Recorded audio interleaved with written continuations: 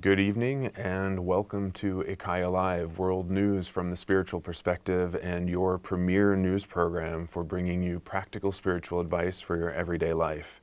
Be sure to already now like and share tonight's episode with any fellow spiritual seekers as they can join this live sending throughout the entire evening. Also like and subscribe to our YouTube channel, IKYA.official, and all of our social media, also IKYA.official. One second. And then we're going to dive right in tonight to our topic because it is burning in the news as we speak. Israel has suffered a major planned coordinated attack by Hamas from Palestine, and the Middle East is very tense again. So we're just going to jump right into tonight's discussion because we need to elevate this news topic to a higher perspective. IKYA, what is the status of the situation and where do we go from here? First, I think this is an excellent opportunity for everyone to try to lift your consciousness. It is so easy when things are happening and there are a lot of opinions and a lot of energy that we get sucked into it. So in this exact moment, try to lift your own awareness. And it's so important to, number one, understand that when something happens, it's because it's needed. Not from the perspective of, oh, we should all be friends, but remember, we're here to work out our karma. And the karma is basically what is stopping us from being in higher consciousness. And it will express itself in all sorts of unsavory expressions. And that's how it is. We cannot block karma. We cannot stop it. It has to be unfolded. It has to be worked out. And we incarnate in specific places, in specific cultures, and specific DNA, whatever it is, because that represents our exact point of spiritual evolution. And also the exact point in our own inner conflicts. So try to lift yourself above the notion that this should not be happening and it has to stop now. It's an expression of karma. And that's why we're all here. This is what this planet is for. Okay? So try to move into a state of love and acceptance first, then we can discuss. One thing that is really interesting with this conflict, of course, is that the whole premise of modern day Israel is in a way impossible. Right? Because you establish a country based on history where there are already people living. And that will, of course, create a wound that can never heal. It's a conflict that can never resolve.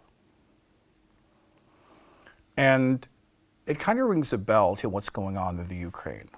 It's the same type of argument that Russia has been using.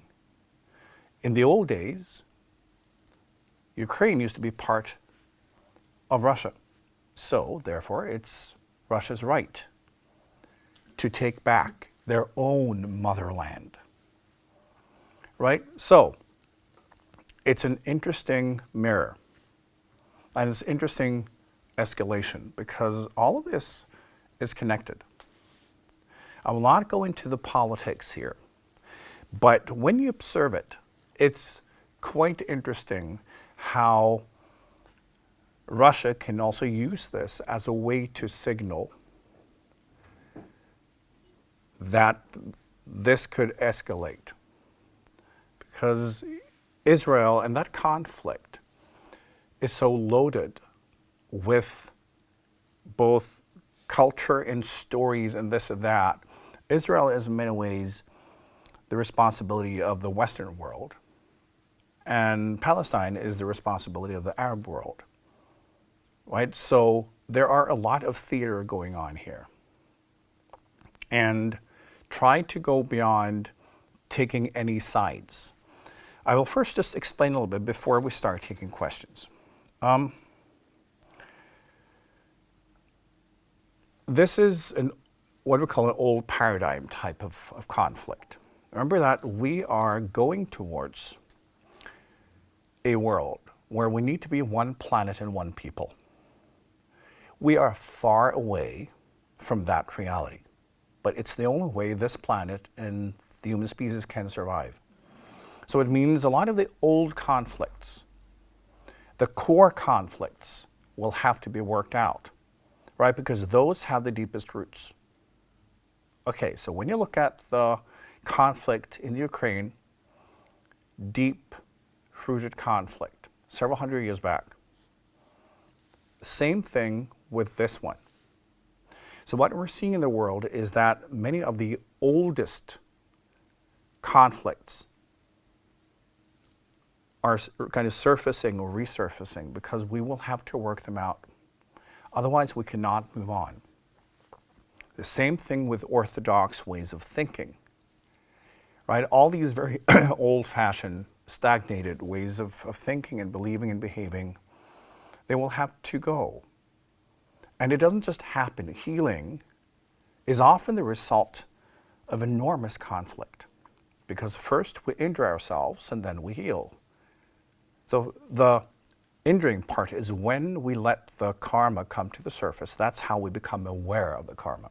By then trying to resolve it, by healing, we then learn, and then we move into a higher level of consciousness. But we will see all over the world that a lot of these very kind of old core conflicts that also represents more in principle than just what they are on the surface, they will have to be worked out. This is how we pull out the roots of the old way of thinking conflicts on this planet, because we are the same. We're all here for the same reason. And we need to grow past this childishness, right? Simply because we live somewhere, we have like one type of belief, we should go to war with someone else, right? It's so childish, but yet we're still there. So we have a lot of healing work to do. This is also why it's so important that when you are involved with spiritual work, we need to focus on the healing. We should not take sides. We should not have opinions. We need to be in a state of balance. We need to be the tuning forks, showing the way forward.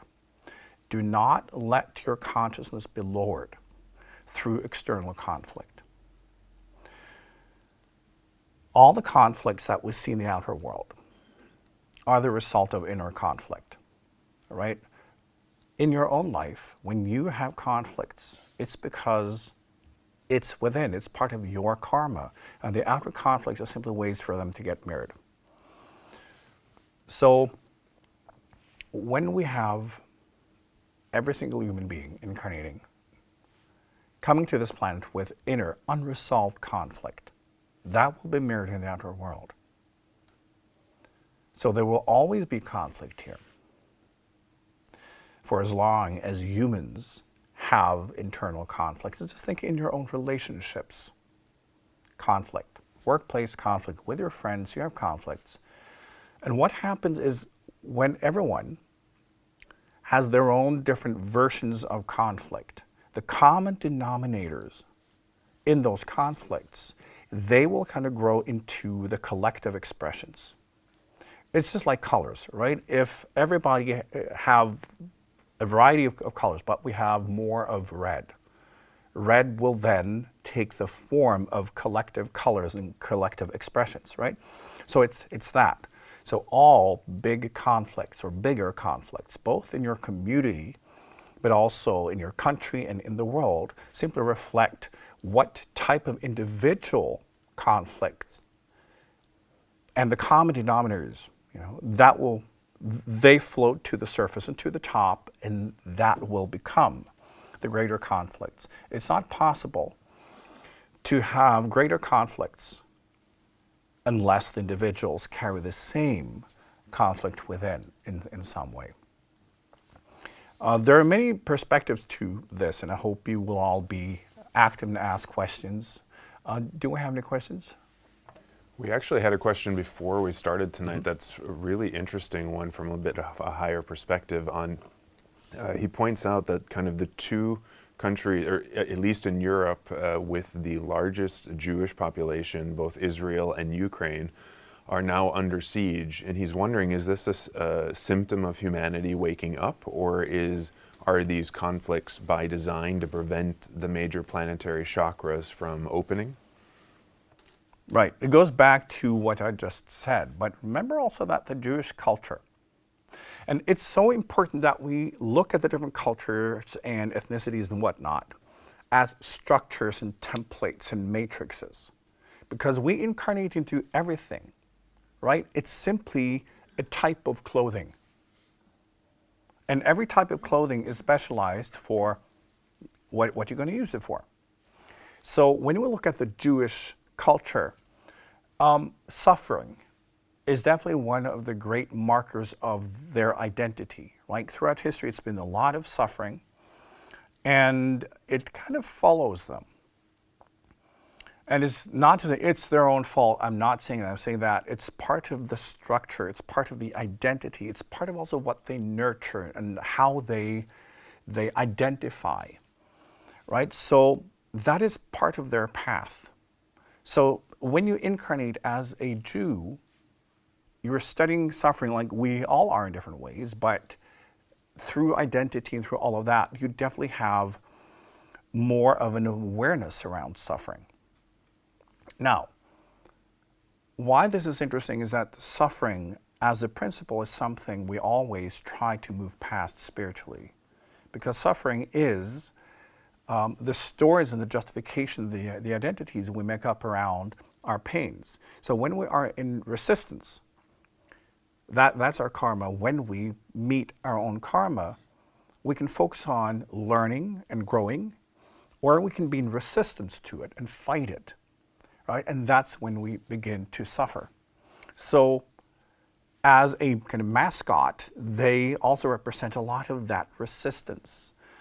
And all different cultures represent different things, right? And remember, you incarnate wherever you want to, because it's fun to go into different kind of roles and different role play. From a spiritual perspective, it's all theater. So yes, it is interesting that the Jews are kind of part of it. It's also because it's part of their karma. It doesn't mean that they have got anything to do with it as planning it, blah, blah, blah, but it's also part of their collective karma and their collective expressions. Now, as I said also, it is interesting that the two conflicts are quite similar in principle, right? And it's also when you have a certain energy and you want it to spread, and it kind of starts to spread a little, it will normally go to the type of conflicts that have some of the same elements, right? The same as if you are irritated or angry at something or someone, you will naturally become angry at anyone who reminds you of that. So if you've had enough of a certain type of a person, when you see someone that resembles that, you will be equally as annoyed, right? It's that. It's through association. This is also how energy works, because it will hit in the same kind of range of frequency. So it's quite natural that it's happening now for many reasons. I say both that we need to start pulling out the roots of these old conflicts, which means they will have to be resolved somehow, and also the Ukraine situation starting to spread. We have a question from Lena in the audience. As you said, we are studying whatever happens in the world. It's a part of our karma as well. But do you have any examples on how to engage more in conflict that happen and use it in our own growth? Yes, because this is the fun part, right? It's number one, recognize when you have a reaction to something, whatever it is because it mirrors you. There are a lot of conflicts in the world that you have no reaction to, and maybe you're not reacting to this one, and maybe you are reacting to this one. But we will always gravitate towards the mirrors that will carry information that can be helpful in our own process. And this is why we get triggered. This is why we react. And then the smart thing is to not let ourselves be trapped in our reaction, because then we lower our consciousness and we become the conflict instead of being in a state where we can study. So recognize whenever we have a reaction to something, it is simply because we recognize that, oh, right, this is me. Through association, your mind goes, this reminds me of my own karma that I'm in resistance of. So therefore, I'm going to try to push it away and say, no. You know, that's always the first reaction we have to something we don't like. We want to push it away. But that's when we should go, oh, right. I'm now having a reaction because my own karma is being activated. How interesting. So that's step number one. And then I think in general, it's having fun with the fact that all these things in the world are happening as collective expressions. They have to happen. For as long as we are carrying different variations of karma, there will always be big pools of collective expressions of karma that will have to manifest, and then see, okay, do I now want to be part of the conflict, or do I want to be part of the healing? Because when we build opinions, right, and when we get aggressive, for instance, we can be in discussions and we have very strong opinions. It means we are not part of the healing. We're then part of igniting and fueling the conflicts. And then we're lowering our own consciousness, becoming part of the problem. And as we know, even in spiritual work, it's easy to fall into that ditch, right? So, do not have opinions. And that does not mean that we're not present, because often when I say do not have opinions, it sounds like we should just like walk around the world and not care about anything. The thing is, you can be more present to something when you're not judging it. An opinion is a judgment. Well, I think this, and we do that based on our own resistance, our own bias, what is beneficial for us, the type of narrative we want to spin around our own self, and then we form an opinion. So, then we cannot be fully present because we do not recognize other positions than our own.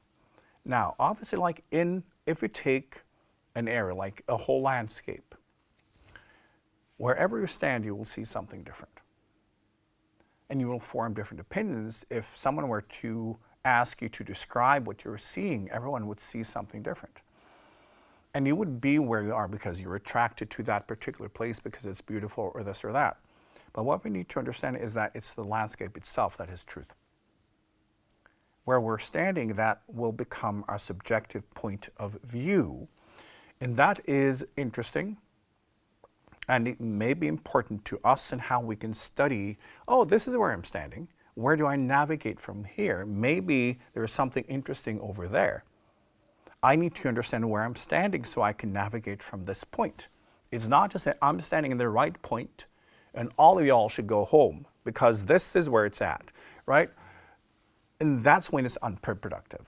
So by letting go of opinions, we can be present to what is. And then we can just listen, right? Because also in a conflict, obviously there are different positions. And it's not like one side is good and one side is evil. It's different karma, different perspectives, and they're attracted to each other because they mirror certain things. And it's important then to relax and try just to be present, because that is what is lacking, right? When we all get too caught up in our own opinions and our own story, our own bullshit becomes true to us, right? And it's so difficult to understand the other position because they're simply wrong and evil. Because we have created this narrative that my position has to be right. It's true. And when we're trying to convince ourselves, it's because we know that we're not right, and that we're not true. Why else would we have to proclaim it? Truth is extremely relaxed because it's simply what is. It does not have to be defended. It's just there. So when we feel that we're fighting and that we have to defend what's right, we're just full of it. We're trying to make our own version of reality and then call it truth. And of course, from a spiritual perspective, it's never truth. So going beyond identity and our sense of truth, and also the need to say that everybody else are simply wrong, that melts away. So creating space for everyone, right? Understanding that we all need to explore reality in our own way. We all have to find our own path. And there is no right path. Because if you have, a beautiful landscape, and you have to experience all of it. You have to kind of walk around and figure it out. You have to kind of like get to know the area. How you do it and in which order is completely irrelevant. Right? Now, often what we do is say, well, I walk that way, so you should take that route too. It's irrelevant because you have to map it all out anyway, right? We need to let people work on their karma and their life studies in their own way and make room for that and not judge it. And this is very difficult for humans because how we identify as a group is by defining this is what we believe, this is what is right and true, and everybody else are wrong. Humans have been doing this since they started to forming tribes several 100,000 years ago. So it's natural. But waking up spiritually is not necessarily natural for the human life form. And then we get to a different conflict, right?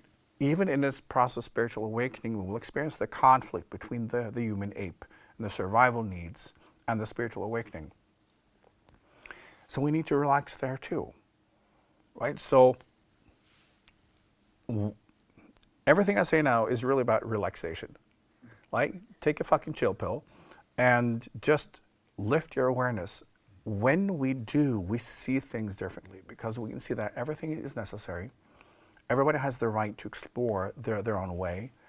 And we understand that people will have to inflict pain on themselves and others as part of the externalization of the inner conflicts. And it's the only way. If you are not doing that, it's because you've been there and done that so many times that finally you're starting to wake up. It's not like you've never done it. Just look at your past lives. So conflict is how we engage with our own karma. And remember that on this planet now, everything has been slightly improved. I would say. It's accelerating. The volume is up just a little bit. So for everyone to work out their karma quicker, because we need to get to a certain level of consciousness collectively. And that's wonderful. So in your own life, just try always to lift your consciousness. Try to be part of the solution. And also back to how we can really do this. I always say that the proof of the pudding is how you actually live, right? What you think, what you feel, what you do, what you behave like in the real world, that's what matters. Your beliefs and how you define yourself, ooh, I'm so spiritual, I'm so enlightened, it doesn't matter to anyone. It's only what you do, how you behave naturally, that counts. That is what shows your actual level of consciousness. So we always need to examine ourselves and say, am I actually living what I consider to be true? If I've studied a principle, or if I see myself as a spiritual student, am I actually living the life of a spiritual student? Is that being reflected in my behavior in such a way that other people will look at me and say, yeah, oh, okay, yes, this person is obviously on a spiritual path. It is important that we live and that we practice and that we are real. All these things will be part of you living in the consciousness that is part of the solution.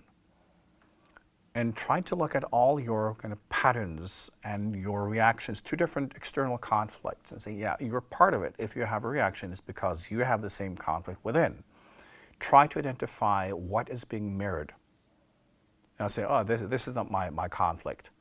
If you have any form of reaction, it actually is, but not necessarily the same conflict. It might be an internal conflict that is somewhat in the same direction. So you can look at that external conflict in principle and then try to learn, what is this inside of me and how can I heal? Because when you do, you will then be part of healing that external conflict. Because when you are part of that collective pool of information and energy that has manifested that conflict, you will then be part of healing it. So by you taking the responsibility for your karmic work and then resolving your part of it, that will then also become part of the collective conflict and show a pathway out of it. This is in essence the most important thing we can all do, and to make use of the conflicts in the world to grow ourselves and to take more responsibility. On YouTube, Katrina asks, how do we resolve conflict for real? But I've been sitting here listening to you sort of talk about this, and it strikes me as resolving is kind of like getting two lenses that have different strength to merge and give you the same picture, like two perspectives to kind of come together. And it strikes me as that's in a way not possible, and it's also not the point, as you've been talking about. If we raise our consciousness and we go higher, then neither perspective is true or even important anymore. But maybe you can speak more more clearly to that. You're absolutely right. This is what it is about. Because from a horizontal level, the horizontal level is where everything manifests. Yes, you can have this perspective and that perspective, and you can try to mix them together and it will not work. Two extremes combined will not be homogeneous. It will not work. You need to lift your consciousness to a level where you can see the context. I often describe expansion of awareness as contextual consciousness. Because often, not often, every time we experience a conflict or something that's not working, it's because we lack context. You know, we have something that's this big and it's working, and we're looking at a small part of it. And therefore we can't make sense of it. We don't understand how it's working. And we try to use our own experience and all of that, but we can't figure it out because our consciousness is too limited.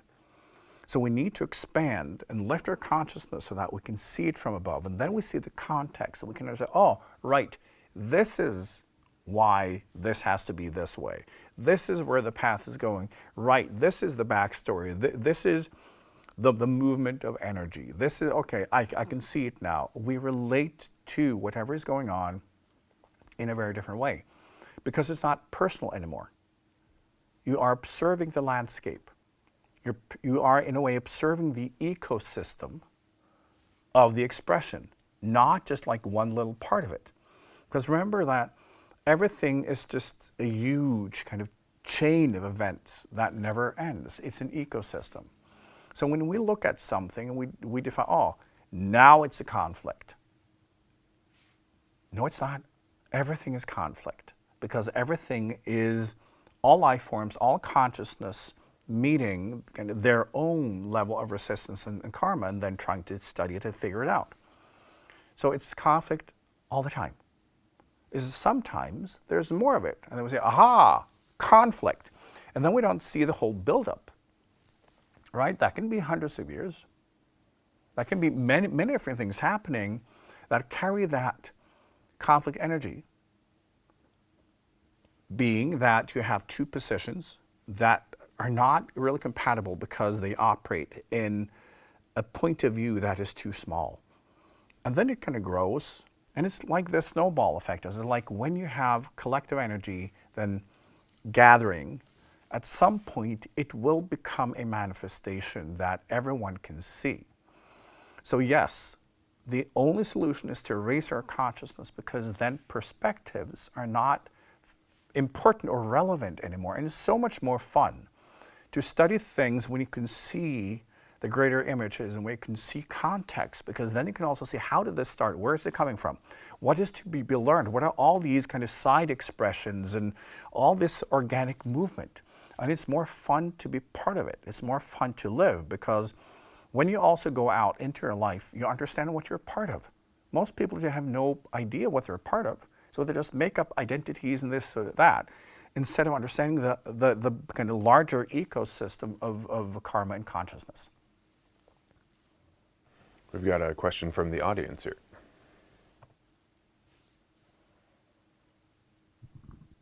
So you said the similar energies were creating these conflicts, like the one between Ukraine and Israel. And if this energy also is escalating, is it something we can expect in the future other areas in the world as well? Like maybe like China and some of the countries around there that they have been. And is this like a part of our progression on Earth, that these conflicts are being created? Yes, as I said, we have to go to the root conflicts. If we understand that for the whole humanity and this planet to be lifted to a new level, we have to resolve what is holding us back, right? And our identity, when we look at the whole human journey, a lot of it has to do with conflict, wars, who won, who got to decide and define what reality is, the value systems, right? Human history is extremely violent. We're not peaceful beings. We are extremely violent. We're only peaceful in the absence of violence until somebody disturbs our peace, and then we become violent. So, looking at the root conflicts, and this is what you can be looking for in the world. As I said, we will see a lot of older conflicts being ignited because it's necessary, because this carries so much of the identity of the world today, right? And news for decades has been kind of focused around these conflicts, and that has created identity and understanding of who we are as a global humanity.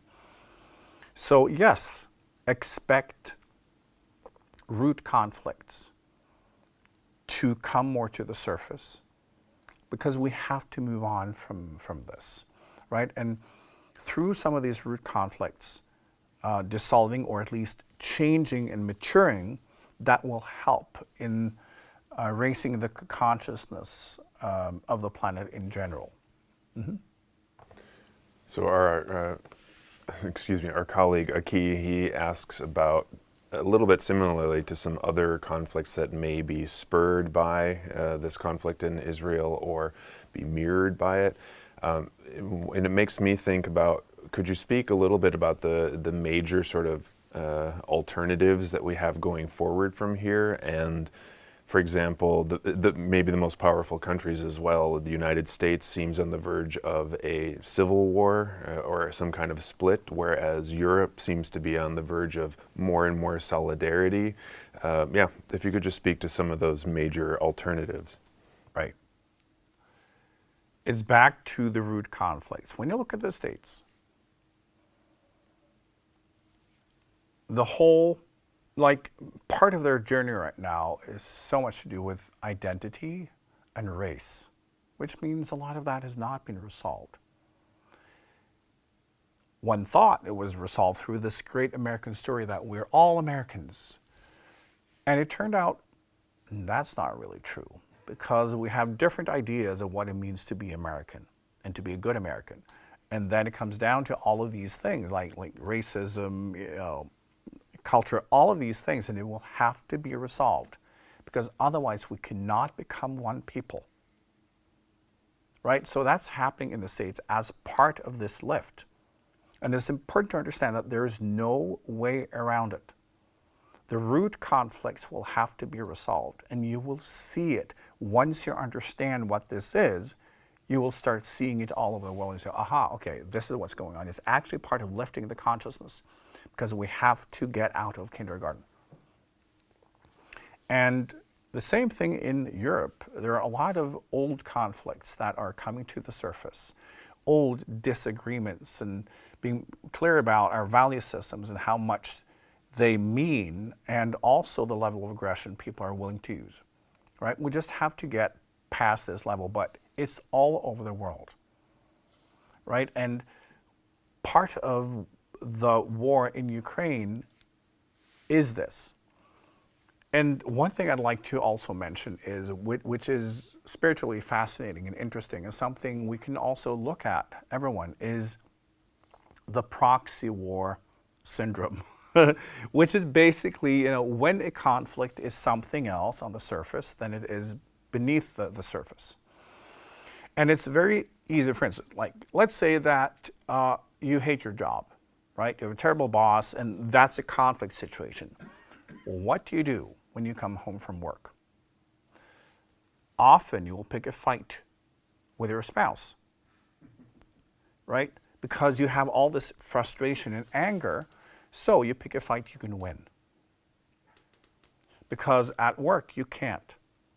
So through that you have a proxy conflict, a proxy war going on, because you're trying to really fight the boss at work by yelling at your wife. And it feels good because finally you get a win, but it's absolutely ludicrous, right? This is what proxy war basically is. And the war in Ukraine now is also, of course, the West fighting Russia and China. It's also a war about what narrative should be. And Russia said, we want a new world order, right? And they're trying to market this in India and Africa and all over the place, right? And the West is kind of struggling there a bit, because the United States has always been the country securing that narrative and being present, and now they have enough with their own conflicts, and Europe will have to step up, and they're not used to standing on their own 2 feet, because they're basically used to being told what to do by the United States. So it's all of that, but it's really then a world war between two perspectives, right? Who owns reality? Who gets to define what the world is and what value system we should all live by? That's what this war is about at this point. But it's fought in the Ukraine like it's just a territorial, war. It's not really about that. That's the surface, and that's the proxy, because now it is a war between the West and Russia and China, and everybody knows it. Now, the same thing is going on in the Israel conflict, because, as we said, Israel represents the Western perspective and the Western guilt. It's all of that. And then you have Palestine representing the Arab world. And then the conflict also between those two perspectives. And it's also a proxy war in that respect, because what's going on now with the latest attack on Israel, of course, Russia, Iran, they are involved, right? So it's in their interest now to both disperse energy and kind of to spread the war narrative, also to show the West that we can do this, because the West will have to get involved. So it's a way to reach the West without attacking the West, right? But this has been the case with this conflict for decades. It's more going on than just those two countries. it's several countries being involved fighting out narratives, and that's the proxy. So they're both proxy wars. And that's an interesting mirror for all of us to use, because what proxy wars do you have in your life, right? How are you using one manifestation that you can't deal with and then channeling through another form, another mean? As is the typical conflict is with a job situation, then fighting with your wife, that type of thing. And the thing is, we do it all the time, because whenever we feel we can't win, we will try to find something where we can win. And it's like back to what kids can do. Like, you know, mom and dad has told me that he's done something wrong, right? And then he goes outside and he kicks, a pebble or, something, right? It's that. It's part of our survival system, because we simply need to feel that we're winning. And the boy can definitely, kick that pebble and win. Dominate completely in that conflict. I'm powerful. So it creates a sort of self-esteem, but it's not directed towards the real conflict. And understand that in our brain, we do this all the time. So a lot of the things that you will express irritation or anger towards are actually not where your conflicts lie. They can be inside of you, it can be directed towards something that you're not able to deal with, right? Because we all want to win. That's part of how we function as hierarchical beings. We all want to be on the winning team. So we are then tricking ourselves. And then often what happens is that we can have conflicts in our lives, and when we start peeling away, we have no idea what they really are. Because it turns out it was about something completely different. And when you are involved with personal growth work, you'll always discover this, right? So it's just the same, for instance, that you copy some of the conflicts you have with your parents, you bring them into your relationship, you're bringing them onto your kids, right? Because if you then fight with your kids, you're winning over your parents. Like, we're completely nuts, but this is what we all do. So you will always have a network of proxy wars going on, big and small. And I think because we now have two proxy wars going on at the same time, it's an interesting principle, right? Because it shows, okay, we're doing this as a collective consciousness. And it gives us the opportunity to look at that principle and go to town on our own proxy wars. We have to learn to be honest and direct and recognize when I am in conflict with something or someone, I need to resolve directly. I need to look at my own karma, my resistance, what I have to learn. Maybe life is simply telling me that I have to change. Or maybe I need to communicate something, right? But learn to do it directly. Learn to go beyond all your proxies, because again, whenever you're not dealing with a conflict, you will immediately create a proxy strategy. And don't believe for a moment that you're not doing it, because you have a human brain. So looking at this is actually fascinating and fun, because it can be like, you have probably more proxy wars going on than you are aware of, but they can also be quite small. It can boil down to certain attitudes that they show in certain situations. That then, in a way, is a self-medication for a feeling you get in another type of situation where you always fuck up. So try to, pull this apart. Try to look for this type of survival strategy in yourself and become more direct and honest. Learn to speak your mind. Learn to go into conflicts and understand that, conflict can be resolved because it's simply different positions, and I can learn from that. I can grow.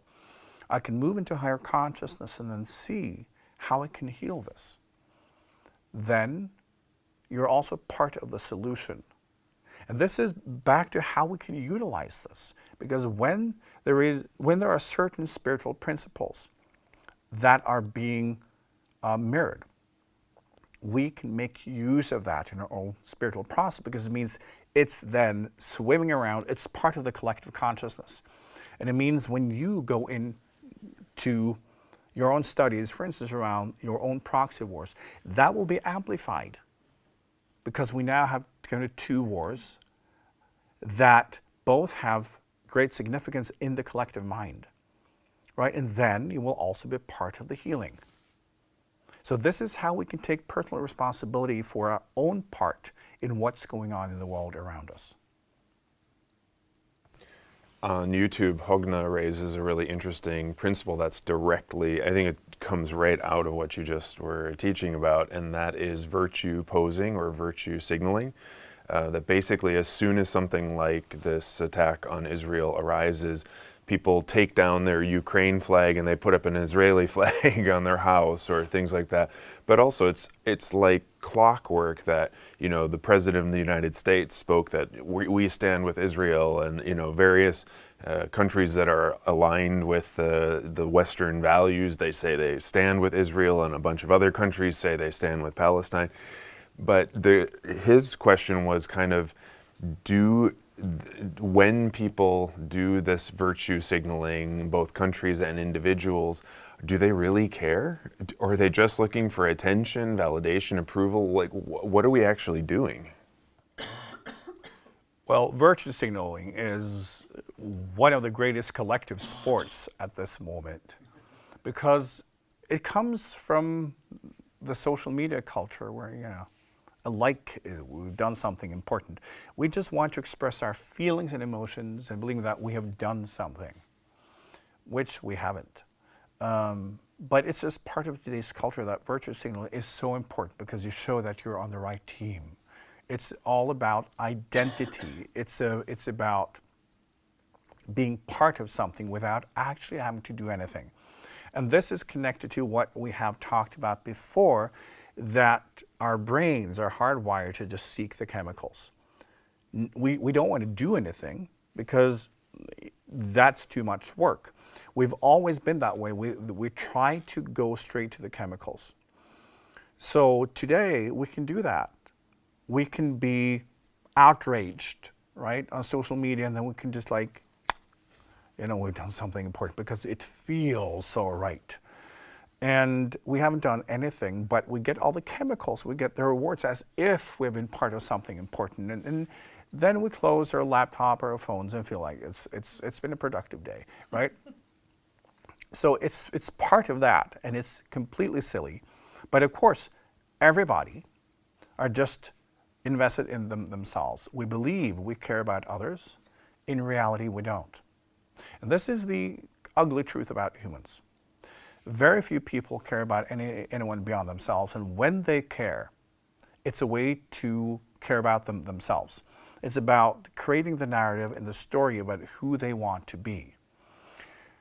It can also be, for instance, to satisfy the God they pray to. It can be a lot of things, but true empathy is not something that humans collectively have developed yet. The empathy that humans have is a manipulation strategy, right? And I've talked about this a lot. When you go back in history and see how it developed, it's simply because it's an IOU thing. When you can see someone being weak and you can help them, they owe you. And it means that, okay, that person will help me survive. It's an investment. It's a social investment. There's nothing wrong with it, but it's about self-interest and using kind of the weakness in others to create a position.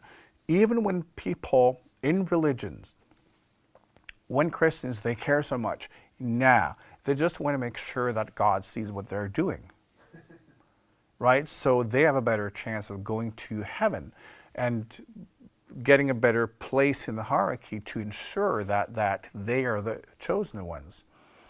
It's part of being human. There's nothing wrong with it. But we will all use different situations to benefit our own narratives and our own storylines. Because ultimately, leaders, to their own people, that's what matters, right? Because people just want the story. They don't want to do anything. They don't want to change. So they just want to be told that we're on the right side. We're doing everything right. And once again, we are the winners. It's all about feelings. So yes, it's this theater, right? And it is a theater of karma, all of it. And we need to enjoy it and understand that in a conflict, we can incarnate in both sides. Because it's not important in itself, it's just theater. It's like the slave can incarnate as a slave owner and vice versa. Because when you study something, often you study it from different perspectives to get a better understanding of the landscape. It's also how you try to lift your consciousness. Because if you think that you're in this space, right, and you have to study the whole thing, and your consciousness is this big, then you move around, right? Try to map out the whole thing because you're not able to lift your consciousness and see it all at once. So you try to map out everything by going into different perspectives and positions, and slowly you start getting it. And through that, when you start kind of stitching it together, because you're starting to get an overview, that is what will lift your consciousness, right? It's a more labor-intensive way of lifting your consciousness than actually lifting your consciousness. But it depends where you are in your evolution. Because learning how to lift your consciousness directly, for some reason, you're not able to figure it out until you have reached a certain level of karmic maturity. Before that, you just move from place to place in this landscape trying to map it out. So it's completely natural that when we study something, we'll incarnate into different positions and perspectives.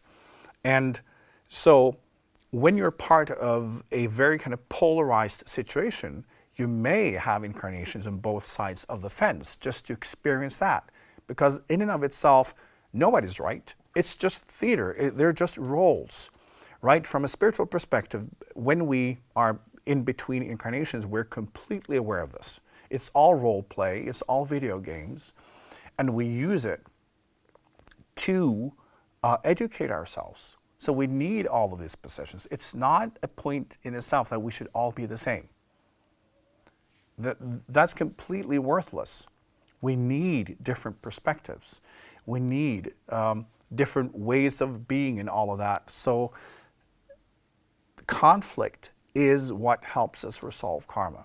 So when we become one planet and one people, it simply means that that level of conflict is done. And now the real shit will happen. It will be new levels of conflict that are far beyond what we can imagine today, that are more sophisticated and more interesting. Because pointing to each other and trying to explain who's got the right skin color, it's too stupid. Honestly, it's too stupid. We have to get to a higher level so we can start resolving more interesting conflict karmically. And more people on the planet are growing past this primitive level. And it doesn't mean that conflicts are done. All of you on a spiritual path, you know that your conflicts, your inner conflicts and your outer conflicts are so much more complex. They can be so much more subtle and more violent at the same time, but it's more interesting because you operate in a consciousness that is more comprehensive. You have more of that contextual understanding, which means you relate to a lot more details and also how these different details interact with each other, right? And that ensures a more comprehensive study of your karma, but it also means that you understand more. You don't attack, because in the more comprehensive way of looking at things, you do understand that the different pathways. There are many different ways of looking at things because you're looking at things from several different perspectives at the same time. So just by doing that, you're less invested in standing in one point. And you embrace the idea that everyone has to find their own way, work with their karma in whatever way works for them. And you will build that space and you will love that space. You will nurture anyone's attempt at growing, no matter what that means. You will never point to anyone and say, you should do it this way instead, because it's none of your business, right? So the whole idea of conflict becomes more interesting and educational. We have a question from the audience. the latest year with Corona. Is Corona a proxy war in itself, kind of, or of course it's from the disease view, but can you say a bit about what role that plays in the proxy field you described? The proxy thing is, I've explained this before in many videos, is that this virus vibrates in a way that assists us in releasing conflict energy. Because with a heightened intensity of karmic work on this planet, because it's necessary, people get more frustrated, they get more aggressive. So that conflict energy builds up. And it helps people to basically channel and kind of disperse that conflict energy within. And I said also, this is the reason why so many of the manifestations, how this has been dealt with politically, systemically, is very warlike, because it has helped us release a lot of energy that would otherwise be channeled into war. So when we look at the wars we have now, they're quite mild compared to what they could have been. There could have been a lot more war in this world at this point. This virus is the best thing that could possibly have happened. It's part of the healing strategy. And I said, because it addresses conflict energy. It's interesting both with a manifestation that we have almost like warlike regulations and all of that, but also the conflicts that come up are often very polarized, and there's so many conspiracy theories, right? Instead of looking at what is the spiritual purpose, and looking at when something is happening is actually to assist. No matter how things come into being, it is part of the collective journey, right? And being negative and creating story, you're then definitely not part of the healing. So looking at how this virus works, and I said this from the very beginning, it's very soothing. Also, again, it has helped people to express less conflict energy, and there's less conflict energy on the planet now than there would have been. So on the surface, it's just like a strange little virus that will do stuff to our immune system, but it vibrates conflict energy and assists people in letting go of it more. And it has definitely helped. And this is also why we can't get rid of it, because it's very, very effective. And you can see it globally. When you understand how to kind of see energy on the planet and see how it moves, this virus is really doing its job. And it's still needed. It's just part of the strategy of the planet to assist humans. Remember that for this planet as a life form, humans are basically just like one type of cell.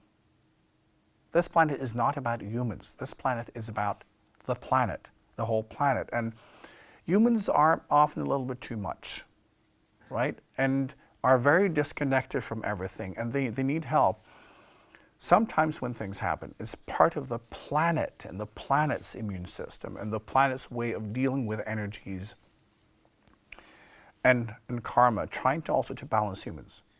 It's not like humans are the only ones existing here and the rest is just, stuff, right? And it's even people who are on a spiritual path and part of spiritual studies often fall into this trap of thinking that everything is about humans. All life forms, all levels of consciousness are the same. There's just different levels of evolution and different levels of resistance. But we're all on the same journey ultimately, in this little planet is an organism. So there will be energies in movement greater than the collective human life form. So think of when the humans for this planet is just one type of cell among many types of cells. Humans will sometimes have to be kind of corrected, right, and helped, because the point is for the unfoldment of this planet to bring everything in a certain direction, right? So sometimes humans get a little bit more help than they probably deserve, but it's also looking at the implications of humans destroying more than necessary. It doesn't just affect them, it affects everyone on this planet. So the planet will also try to use what it has got to balance humans and to balance human energy. And let's face it, humans are in a very strange place right now. And they need help.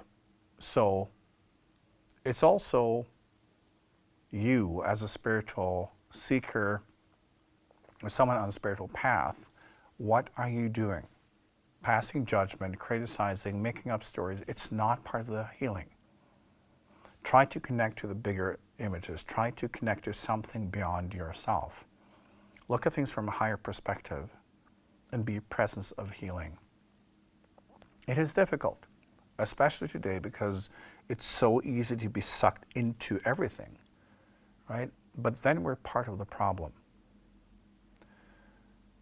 And learning to be a spiritual presence in the world, for real, I think is one of the most important things we can all do, no matter what spiritual path we are on. But learning to become someone who can have an impact in the healing process on this planet for real. But it takes a high level of consciousness as a starting point. You cannot use your bias, your stories, your identity as a starting point for healing. Then your attempt at healing is simply trying to manipulate the world around you to exist in according to your own ego, your own stories, your own needs. That's not healing. It's moving into a state of healing where you go beyond yourself, where you go beyond your own opinions, your own needs, your own survival, all of that, and you let life flow through you. You don't direct it. You understand that it's got nothing to do with you.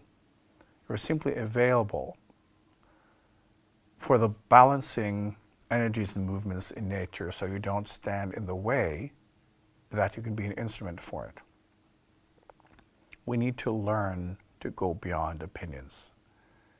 We have too much of it on this planet and not enough wisdom. Wisdom has no perspective, has no bias. It's not subjective. It's where you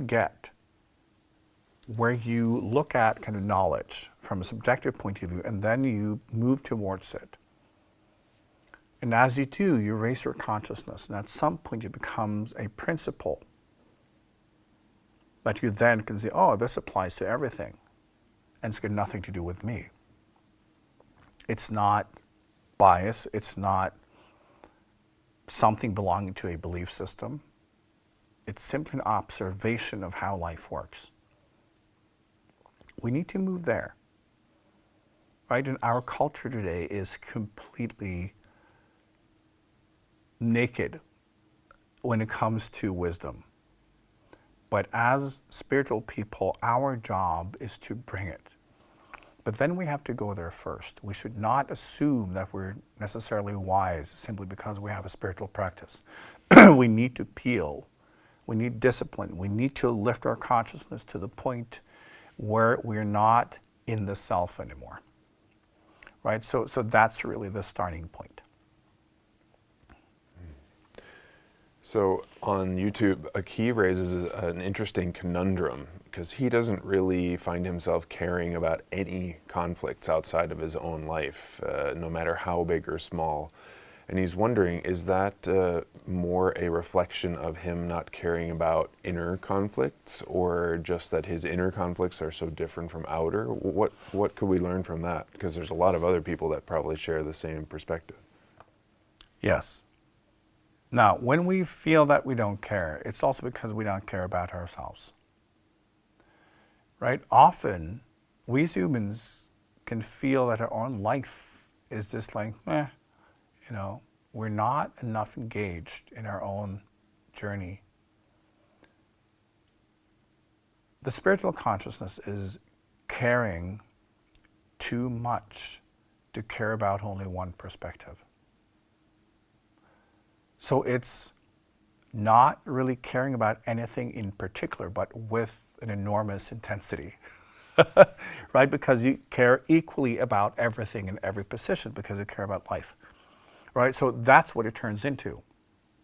So yes, I think many people on the spiritual path will also recognize what you just talked about, that we can feel that we really don't care about anything, and it means that we're not present. We're not present to ourselves or in ourselves, and to our own life even. Because the more present we are to ourselves, the more we start to care, because we start experience that everything I do matters. Everything vibrates. And I make choices several times a second, and each of those choices matter. I have an impact. I am in a dialogue with life. I create, I express, and everything I do has consequence, even when I breathe, right? I'm part of this. So then we begin to care. Many people on a spiritual path, they don't care about the world around them because it's too difficult, right? And many are introverts and have kind of disconnected from life because it's too difficult, and then spirituality is a way to escape all of that. But then you're just in a state of trying to escape. And the thing is, you cannot escape yourself, because that's ultimately what we're trying to do when we want to escape. This is why we need to self-medicate, why we need to make up stories, and why we live in fantasy. Because dealing with ourselves is difficult, because then we have to deal with our own karma, and that's painful. But through spiritual practice and spiritual studies, we learn how to deal with things. We learn how to turn karma that would normally create suffering. We turn that into exciting potentials, and we can see what we can learn and what we can achieve, and we focus on that instead, and then we care a lot.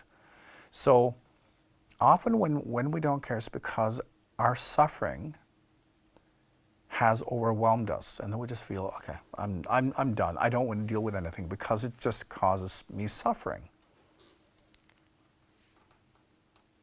But then we're simply not present. The key is to learn that we don't have to suffer. We can embrace life. We can embrace the potentials. We can embrace the growth. But then we need to learn how to study, how to be in a dialogue with life, and how to pay attention to everything life is offering. But yes, many people experience this. And this is part of what we're trying to inspire all of you who are watching, that as spiritual people, we need to engage, right? We should care more than anyone else. Not caring in the way that we want things to be this way, right? That's often what people associate with caring. It's trying to impose your own viewpoints. But it's caring about the love, right? Caring about the growth, caring about the healing, and caring about everyone going through and kind of journeying in their own way, and be part of that, right? You can help someone who fell off her bike without telling her where to ride, because that's none of your business. We can be present to other people's suffering, and even in war, we can be present, we can help, we can be compassionate without being part of the conflict, because we can be part of love. We can embrace all there is. And caring is something over time, when you have figured out how to not suffer, the caring comes back. Because often what happens is that you get overwhelmed, right, with your own karma and your own suffering. And you've also seen through the type of caring that most people are in, which is that false. They just want to dictate. I care a lot about this. Let me speak to the manager, right? It's that type of thing. It's just a caring coming from the ego. So you've seen through that. And yet you're suffering, right? So you just don't want to deal with it. You've seen through, I should not have opinions because they really don't matter. So yes, it's easy to go into that state of disconnectedness. And the only way out of it, lift your consciousness, open your heart, love. It will transform you over time, but we all go through that phase. But we go through it. We never stay there because it's also too boring. But at some point, we've simply, it starts to grow in us how we can move beyond suffering. It takes a long time because once you get it, it's like, why didn't I, get this immediately? Because it's so simple. It's simply enjoying what you learn, enjoying what you grow into, enjoying releasing and unfolding your potentials and talents and be everything you can be, everything that you already are but that you have not ignited yet. And that becomes more fun than telling yourself that you're worthless and nothing. But, you can get attached to that too, and many people are. Remember that people spend most of their brain power telling themselves terrible things.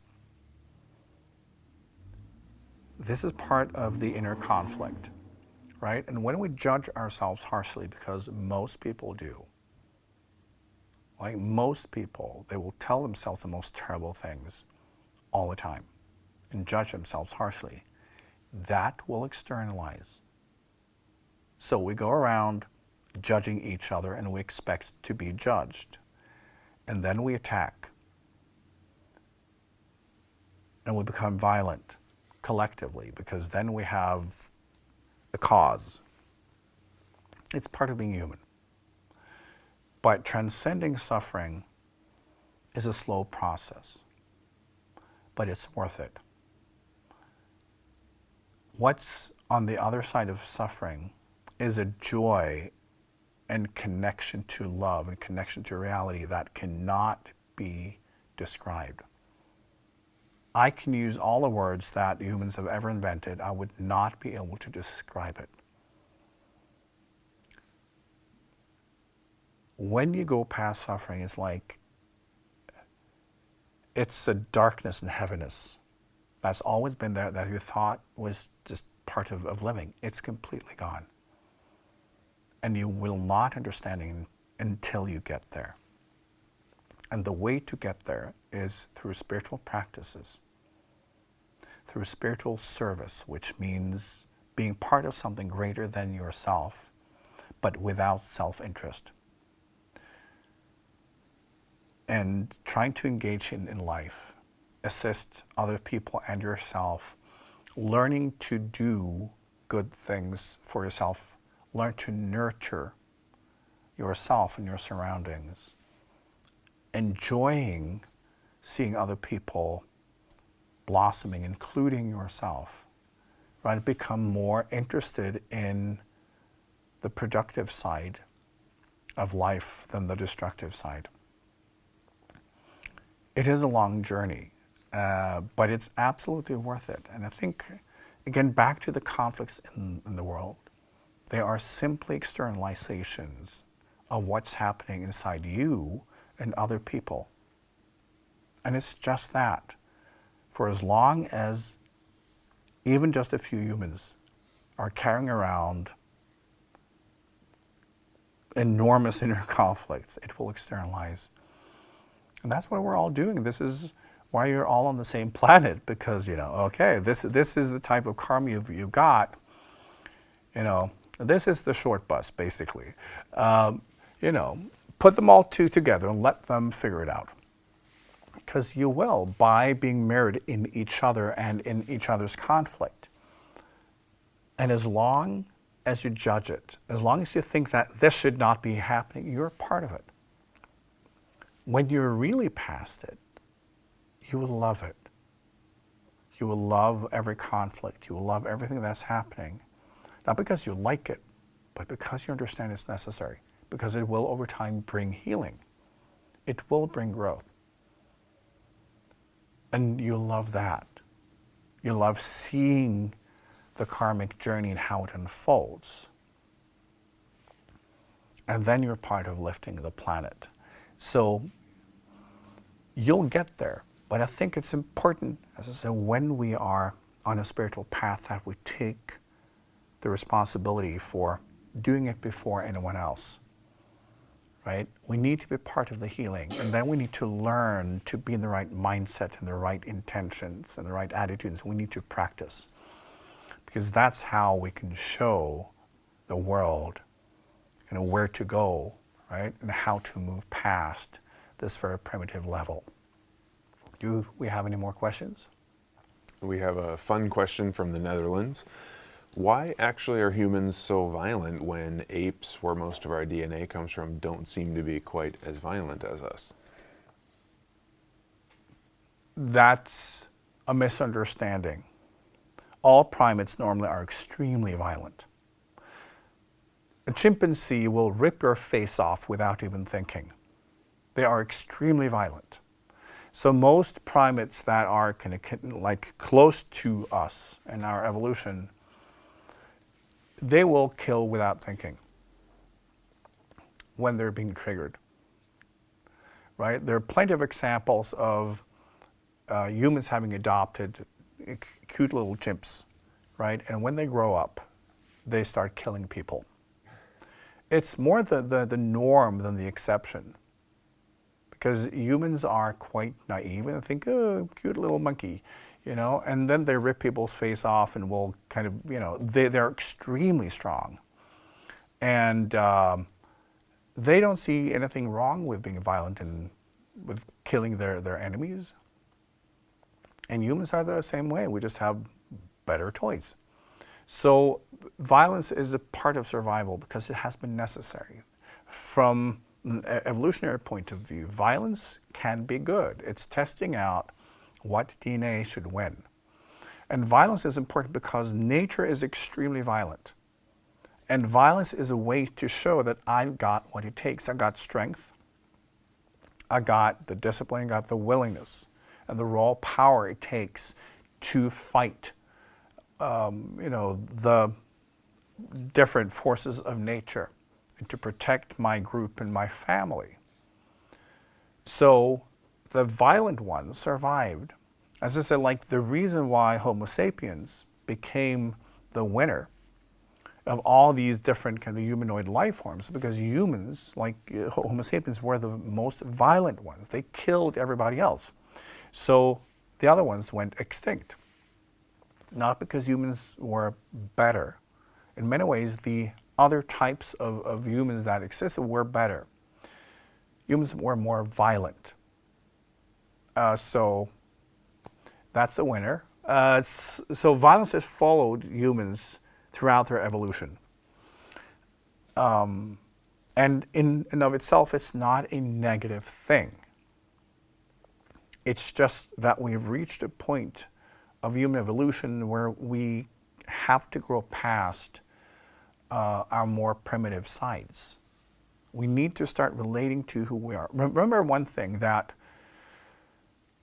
also is a great misunderstanding. Most people think of humans as some kind of end result. And then we have evolution, and then we have humans. You know, humans are a transitional life form on the way to becoming a different life form. We have the primitive apes, and we have a very horizontal and aggressive and primitive life form that's learned how to survive. And this life form is now on its way to become an aware life form, a consciousness-based life form.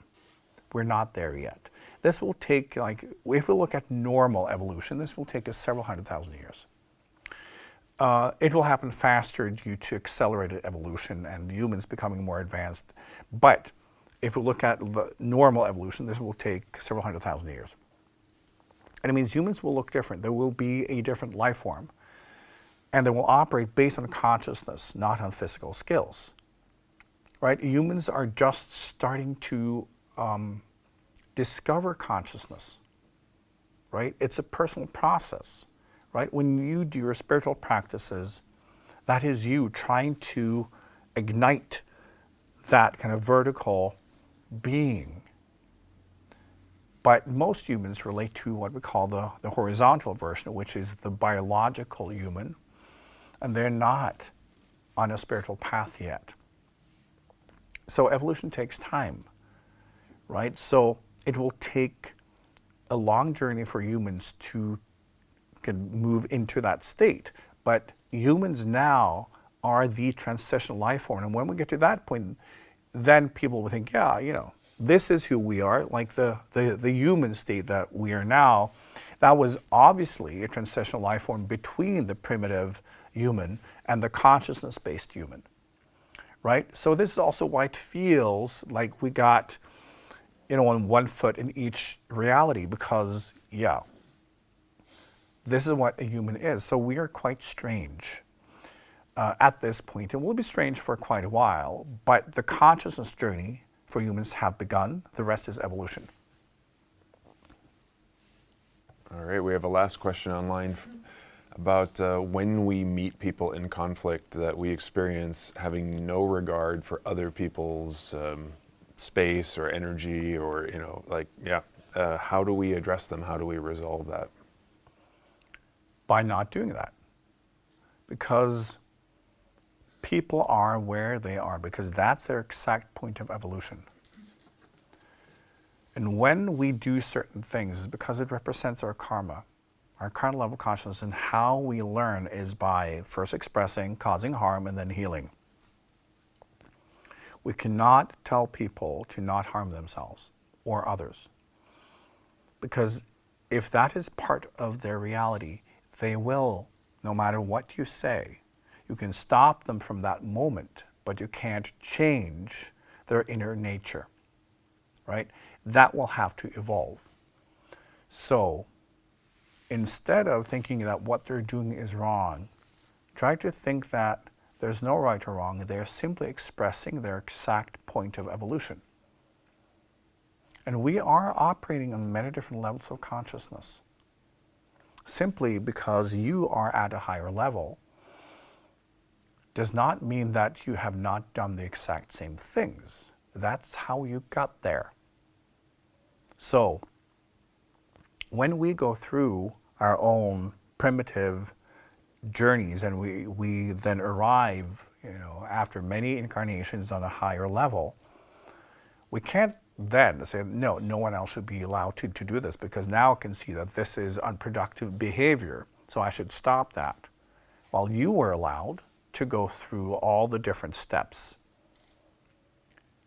A higher consciousness means that we recognize the steps necessary. We recognize the different journeys. And we try to facilitate in such a way that learning and healing can happen more efficiently. So we kind of make space and understand whatever this person needs to do, that's what they need to do. But we can be a healing presence, we can be a loving presence, and not try to stop them from anything, but try to give them a bigger image. Try to give them more context, right? Never judge, never tell them that they're wrong, because that is not helpful.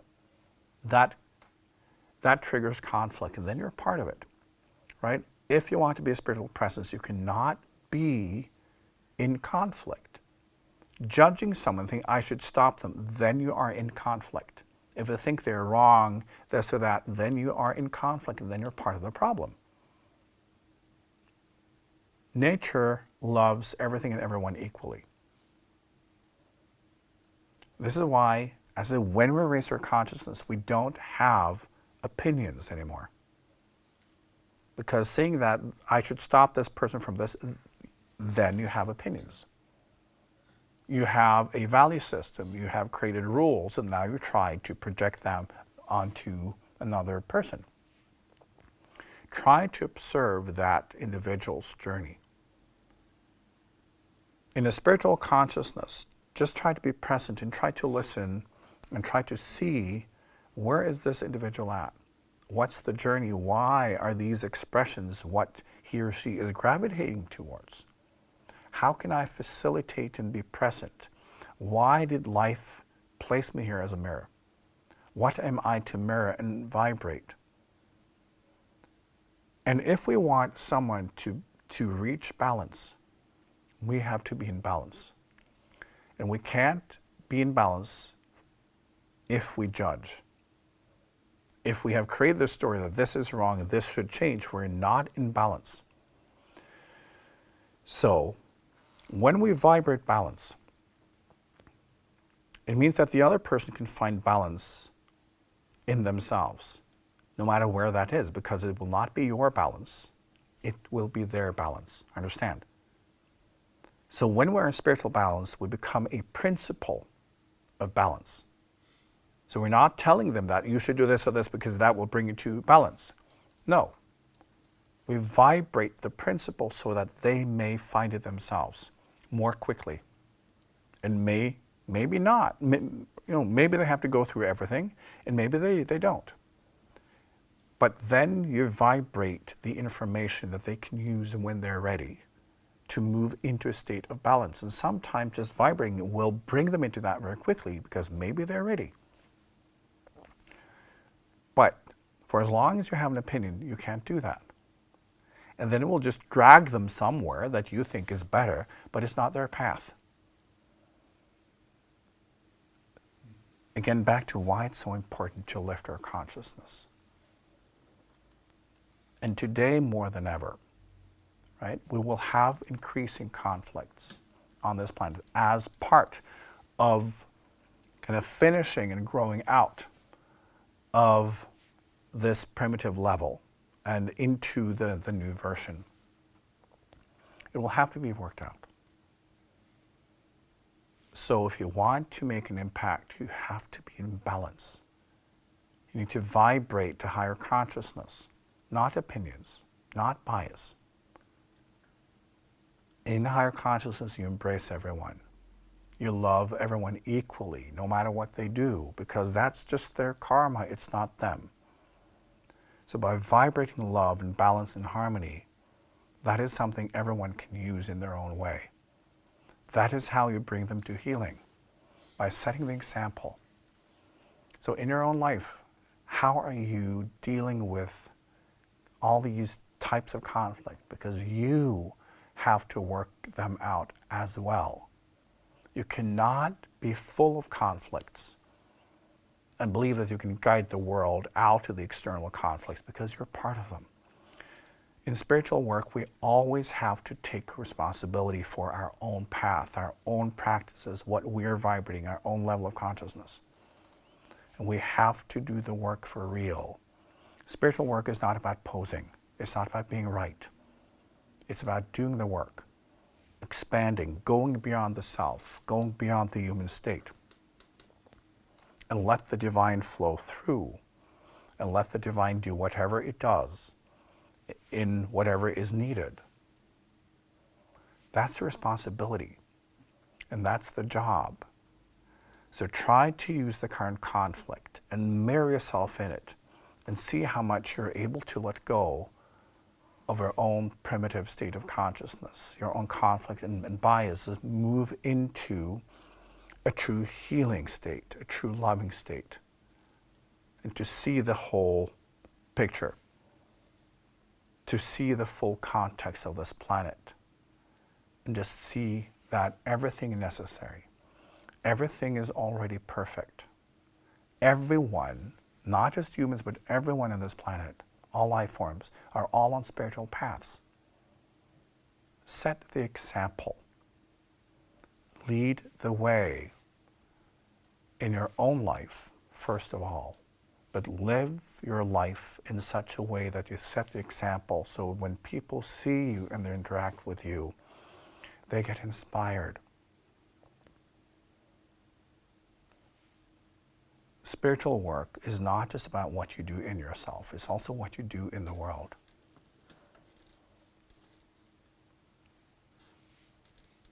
So move towards a life where you are happy, where you are balanced, where you resolve your conflicts because they will keep coming, where you bring harmony, where you bring healing, where you are being direct and honest and productive and that everyone that comes into contact with you feels inspired, that they can leave you a little more balanced than they were before they came to you. You have everything in you that it takes to be part of healing this world. But you can only do it when you don't have any need or any intention of healing it, because that's from the self. It's only when you've lifted your consciousness beyond it because everything is necessary. I don't have any opinion. I just care about life. I just care about love. I just care about what is and how that unfolds into greater truths in everyone. So aim high. Do your spiritual practices.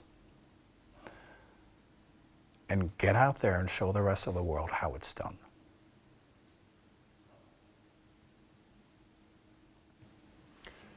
Thank you, IKYA. Thank you all for joining us for IKYA Live, world news from the spiritual perspective. And again, the premier program in the world, really bringing you truly practical spiritual advice for everyday life. And look, conflicts like the one playing out in Israel, they don't resolve on their own. In fact, they don't resolve. Again, what we learned tonight is we all need to lift our consciousness, and we do that together. None of us grows in isolation, so please be generous and share this episode with friends, family, and fellow spiritual seekers.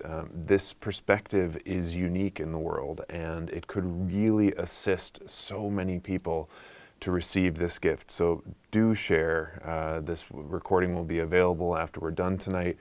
And subscribe to our channel so you can join us next Monday at 19 o'clock Oslo time for our next IKYA Live. And then also follow us on social media, ikya.official, and Instagram, TikTok, and Facebook, so that we can continue this work and lifting the whole world's consciousness and perspective. Thank you so much again for joining us. We look forward to seeing you at our next IKYA Live.